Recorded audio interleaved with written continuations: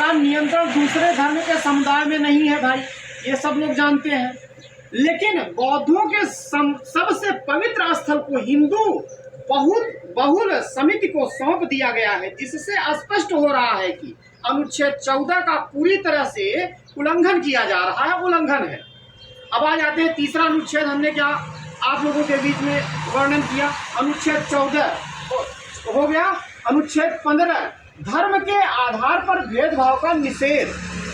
अनुच्छेद 15(1) कहता है कि राज्य, धर्म, जाति, लिंग आदि के आधार पर किसी के साथ भेदभाव नहीं कर सकता। बौद्ध धर्म एक स्वतंत्र धर्म है, लेकिन बोधगया मंदिर अधिनियम 1949 बौद्धों के उनके ही धार्मिक स्थल से वंचित करता है। अगर अन्य धर्म के धार्मिक स्थलों का पूरा प्रबंधन उनके समुदाय के पास है, तो बौद्धों को भी यह अधिकार क्यों नहीं है? ये भाई सवाल है। अनुच्छेद 15(1) का सीधा उल्लंघन है। फिर 14 अनुच्छेद हमने चौथा क्या आपको विस्तृत रूप से इसमें विज्ञापन में दिया। अनुच्छेद 25 धर्म की स्वतंत्रता हर व्यक्ति को इस पूरे भारत में है। उसी के आधार पर अनुच्छेद 25 क्या कहता है? प्रचार प्रसार करने की स्वतंत्रता देता है। बौद्धों को उनके ही सबसे पवित्र स्थल के प्रबंधन से वंचित करना उनकी धार्मिक स्वतंत्रता का हनन है। हिंदू बहुमत वाली समिति मंदिर के संचालन में बौद्ध परंपराओं के समिति समाप्त कर सकती है, है।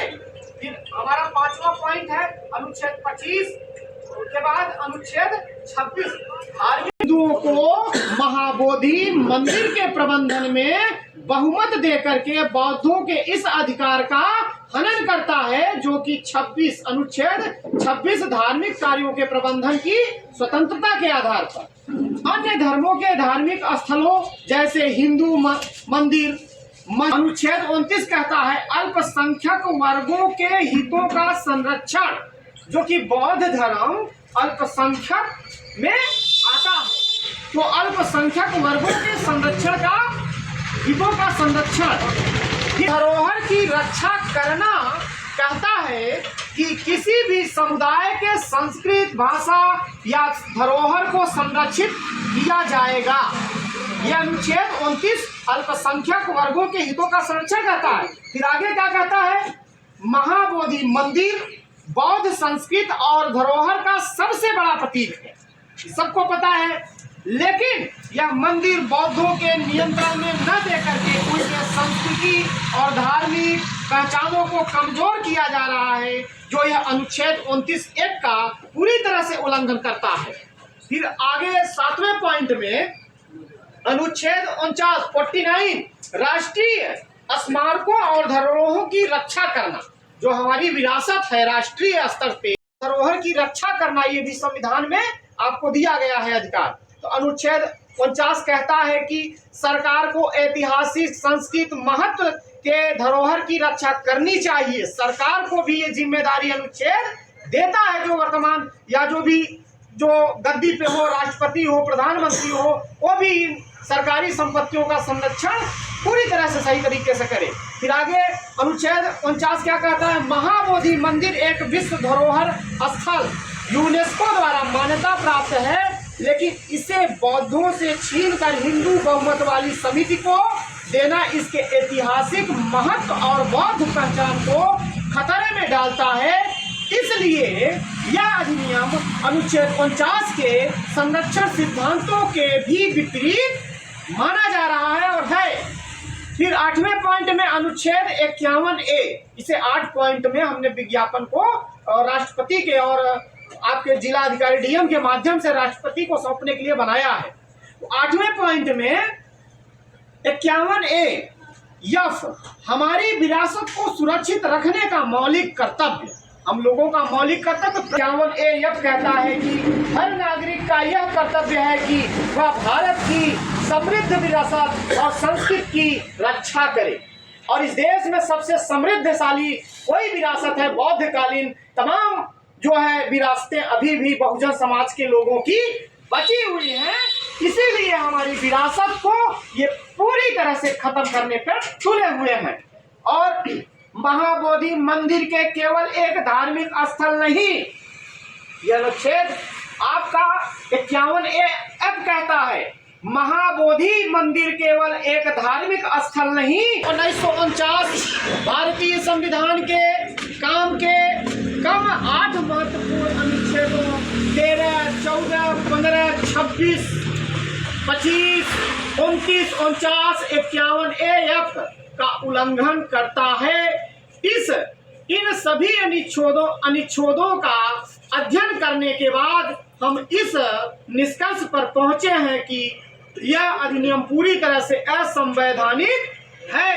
कौन? BT act 1949। और फिर 6 पॉइंटों में हमने संक्षेप में लिखा, यह बौद्धों के धार्मिक अधिकारों का हनन करता है।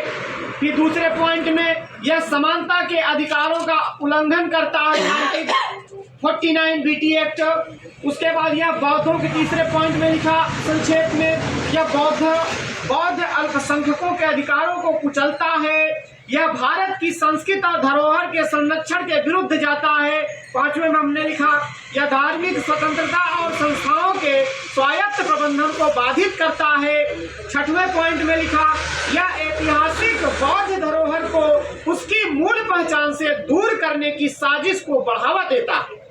ये 6 पॉइंटों में संक्षेप में भी मैंने लास्ट में इंगित कर दिया, दर्शा दिया। उसके बाद लिखा हमने, अतः महोदय से विनम्र निवेदन है कि विश्व धरोहर बौद्ध विरासत की सुरक्षा के दृष्टिगत प्रकरण को गंभीरता से लेते हुए इस असंवैधानिक अधिनियम बोध गया मंदिर अधिनियम जो बीटी एक्ट 1949 को अवैध घोषित कर पूरी तरह से निरस्त करते हुए महाबोधि मंदिर का प्रशासनिक नियंत्रण बौद्ध तारीख को इलाहाबाद डीएम कार्यालय पर हम लोग शांतिमय ढंग से 10, 20, 50 लोग जो भी इकट्ठे हो जाएं, सब लोग इकट्ठे होकर के वहां पर शांतिमय ढंग से जिला अधिकारी को विज्ञापन को सौंपने का काम किया जाए, क्योंकि अभी इलाहाबाद जिला अधिकारी को यह विज्ञापन नहीं दिया गया।